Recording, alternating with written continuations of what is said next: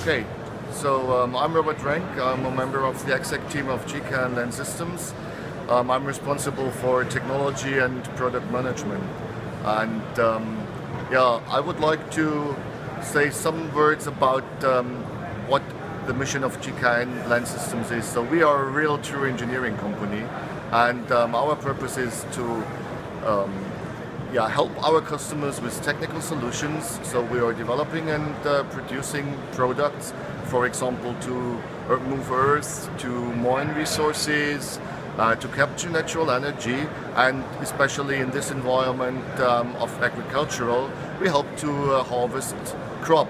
And our technical solutions and the future technology around electrification and hybridization will help our customers, will help the community, will help everybody to reduce resources and increase efficiency, and make working more comfortable by reducing noise, vibration, harshness issues.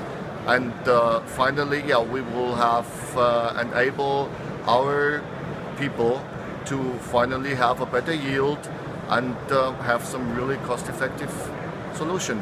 And as we are providing all these products around maybe shafts, around clutches, brakes, drives, from power source to power applied, this is a unique position which only Lens Systems has in the overall industry environment.